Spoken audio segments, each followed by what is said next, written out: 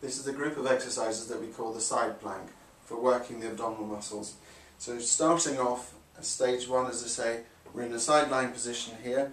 If you could just come up, John, for me into stage 1, so we're just coming up, resting on the elbow there. Yeah, that's nice, and just looking straight forward and round. Yeah, that's good. Okay, now you should see, that's it, and John's trying to find a neutral spine there. You should feel, it's probably best if you have a partner helping you with this one at first, lining up with the chin, the sternum, the solar plexus, and then away between your legs, and there should be a straight line sort of running down there. So as I look at it like that, you want to bow just a little bit.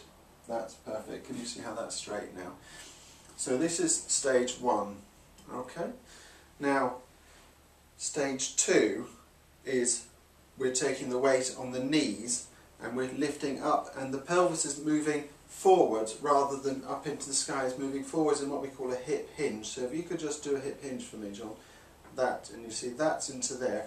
Now John has automatically started to stabilise his shoulder with his other hand. You can take your hand and if you grab your shoulder hard, squeeze it and push down with your elbow onto your chest bone, and that should form a nice sort of stable, strong unit for that shoulder there.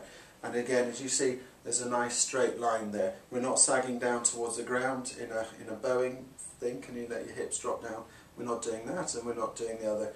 And also, very importantly, if we look at John from the foot angle, we will see that his shoulder, his ear, his shoulder, his pelvis and his knees are all lining up in a nice straight line. So you'd just like to return back to stage 1, John. That's brilliant. So you can rest in that position for us.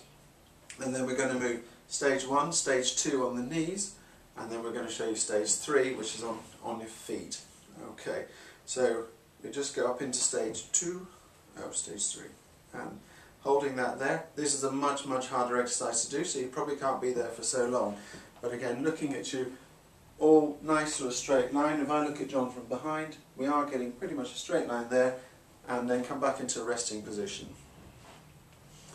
When you feel, as with all these exercises, if you start to feel a wobble on and shaking, you've held the position for long enough, or you start to feel a bit achy in the back, or you start to feel a bit achy in the shoulder, or any pain in the shoulder, then you come back into 0 resting position, or just rest straight out on the ground, like if you can just rest on the floor for me, John, with your arm out.